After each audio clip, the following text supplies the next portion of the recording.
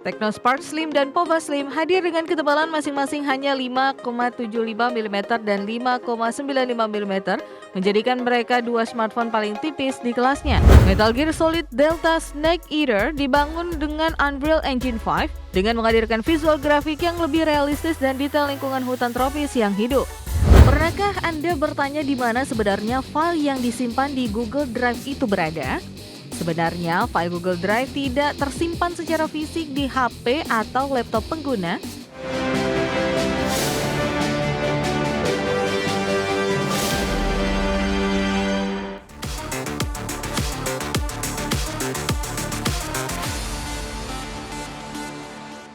Pemirsa, Anda menyaksikan TechBiz. Pemirsa, Tekno resmi mengumumkan dua ponsel terbaru mereka yaitu Spark Slim dan Pova Slim yang tampil dengan bodi ultra tipis dan dengan desain yang ramping. Kedua handphone ini pemirsa siap menantang pasar smartphone kelas menengah dengan keunggulan ketipisan dan kapasitas baterai yang besar. Technospark Slim dan Pova Slim hadir dengan ketebalan masing-masing hanya 5,75 mm dan 5,95 mm, menjadikan mereka dua smartphone paling tipis di kelasnya. Desain bodi keduanya memakai material fiberglass kelas dirgantara setebal 0,36 mm yang kuat dan ringan. Inovasi teknologi honeycomb stacking juga diterapkan untuk memaksimalkan ruang internal ponsel tanpa mengorbankan ketahanan dan kapasitas baterai jumbo 5160 mAh yang tetap dimiliki. Dari segi layar, keduanya mengusung panel AMOLED berlekuk dengan refresh rate 144 Hz dan kecerahan puncak hingga 4500 nits yang memanjakan mata pengguna saat menonton video atau bermain game. Spark Slim dibekali chipset MediaTek Helio G200, sedangkan Pova Slim lebih unggul dengan chipset MediaTek Dimensity 6400 dan didukung jaringan 5G. Kedua ponsel juga mengantongi sertifikat IP64 yang menjamin ketahanan terhadap debu dan percikan air. Fitur unik Spark Slim adalah Mood Light LED bar di modul kameranya yang menampilkan animasi dinamis sebagai notifikasi. Kedua ponsel menjalankan sistem operasi Android 15 berbasis iOS 15 dengan berbagai fitur AI termasuk asisten pintar Ella AI dan fitur Circle to Search. Keunggulan lainnya adalah fast charging 45 watt dan reverse charging 10 watt yang mampu mengisi daya perangkat lain. Berbagi sumber IDX Channel.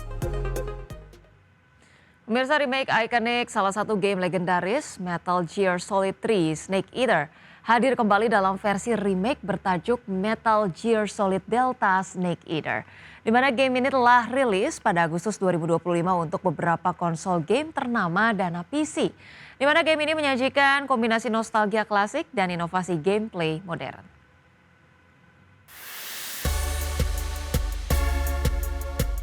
Metal Gear Solid Delta Snake Eater dibangun dengan Unreal Engine 5 dengan menghadirkan visual grafik yang lebih realistis dan detail lingkungan hutan tropis yang hidup. Game ini menawarkan dua gaya kontrol legacy style bagi penggemar versi klasik dan new style dengan kamera modern. Sistem stealth dibuat lebih pintar dan responsif dengan sistem damage dan healing yang meningkatkan pengalaman bermain lebih imersif. Selain menawarkan mode single player klasik yang setia pada cerita asli, game ini menghadirkan mode multiplayer baru dengan Fox Hunt yang akan dirilis musim gugur 2025. Mode ini mengusung gameplay stealth ala petak umpet, di mana pemain saling berburu dengan strategi dan penyamaran. Fitur lain yang dinantikan adalah kembalinya minigame legendaris seperti Snake vs Monkey, serta dukungan suara asli dari aktor David Hayter untuk menambah nuansa otentik. Untuk kolektor, Konami menyiapkan edisi khusus premium pack dengan patung Snake, steelbook eksklusif, dan soundtrack original vinyl. Review awal memberikan skor cukup baik dengan poin 8/10 dari IGN. Namun beberapa pengujian menunjukkan performa game lebih halus di Xbox Series X dibandingkan PS5, meskipun keduanya tetap memberikan pengalaman yang memuaskan bagi penggemar franchise legendaris ini. Berbagi sumber IDX Channel.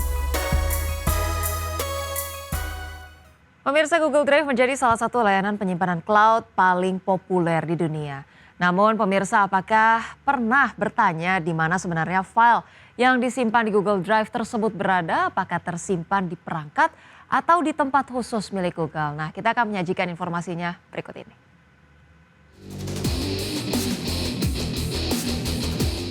Pernahkah Anda bertanya di mana sebenarnya file yang disimpan di Google Drive itu berada? Sebenarnya, file Google Drive tidak tersimpan secara fisik di HP atau laptop pengguna, melainkan di pusat data atau data center milik Google yang tersebar di berbagai belahan dunia, mulai dari Amerika Serikat, Eropa, hingga Asia. Sistem penyimpanan ini memungkinkan file diakses kapan saja dan dari perangkat mana saja selama ada koneksi internet. Setiap file yang diunggah ke Google Drive akan dipecah menjadi beberapa bagian lalu disalin dan didistribusikan ke berbagai server berbeda di pusat data Google. Strategi ini memastikan file lebih aman, tetap tersedia saat salah satu server bermasalah, serta akses lebih cepat dari lokasi terdekat pengguna. Enkripsi berlapis pun melindungi file saat transfer dan saat tersimpan di server Google. Untuk pengguna Google Drive for Desktop, ada dua opsi penyimpanan, Stream, di mana file tetap di cloud dan hanya diunduh saat dibuka, serta Mirror, yang menyimpan salinan file di perangkat agar bisa diakses secara offline kapan saja. Sedangkan di aplikasi mobile, file biasanya hanya bisa diakses secara online, kecuali saat mode offline diaktifkan. Berbagai sumber IDX Channel. Pemirsa, Kementerian Keuangan tengah mengkaji perubahan mekanisme pembagian pajak penghasilan atau PPh pasal 21. Kajian tersebut dilakukan sebagai upaya pemerataan penerimaan pajak antar daerah. Kementerian Keuangan tengah mengkaji perubahan mekanisme pembagian pajak penghasilan atau PPh pasal 21. Jika selama ini hasil pajak dibagikan berdasarkan lokasi pemungut, ke depan pembagiannya berpotensi menyesuaikan dengan domisili karyawan. Menurut Wakil Menteri Keuangan Anggito Abimanyu, kajian tersebut dilakukan sebagai upaya pemerataan penerimaan pajak antar daerah. Anggito menilai mekanisme lama dianggap belum mencerminkan keadilan karena daerah asal karyawan tidak mendapat porsi langsung dari kontribusi pajak warganya. Sementara itu untuk PPh, badan mekanisme pembagian tetap mengikuti lokasi pemungut tanpa memperhitungkan domisili perusahaan atau karyawan. Untuk PPh karyawan atau PPh 21 yang dipotong dan dibagi hasilkan ke daerah, selama ini memang mendasarkan diri kepada pemotong. Nah, kami sekarang saat ini sedang melakukan exercise untuk melakukan bagi hasil berdasarkan domisili dari karyawan bersangkutan. Nah, ini mudah-mudahan akan menjadi lebih adil. Saat ini dana bagi hasil PPh 21 dialokasikan sebesar 20% untuk pemerintah daerah dan 80% untuk pemerintah pusat. Dari porsi daerah, 8% disalurkan ke provinsi dan 12% ke kabupaten kota. Dana bagi hasil kabupaten kota dibagi lagi, yakni 8,4% untuk kabupaten kota tempat wajib pajak terdaftar dan 3,6% dibagikan merata ke seluruh kabupaten kota dalam provinsi terkait.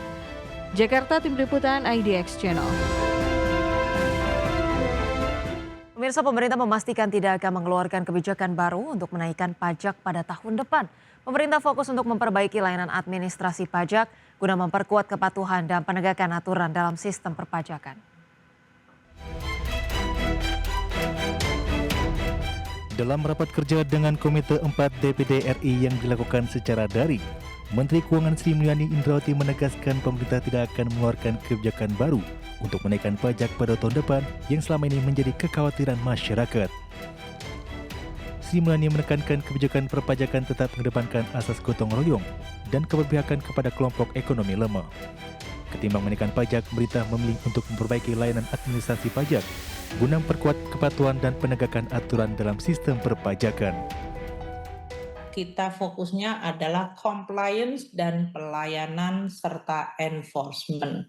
Jadi program-programnya adalah terus memperbaiki, menyempurnakan Cortex, sinergi pertukaran data, transaksi-transaksi yang dilakukan di digital harus sama treatmentnya dengan transaksi non-digital. Kita terus meningkatkan joint program agar dari sisi pemeriksaan data, pengawasan, intelijen bisa konsisten. Seperti diketahui dalam APBN 2026, pemerintah menargetkan pendapatan negara sebesar Rp3.147,7 triliun. Sebagian besar pendapatan negara ditopang dari penerimaan pajak yang mencapai Rp2.357,7 triliun. Dari Jakarta, Tim Liputan IDX Channel.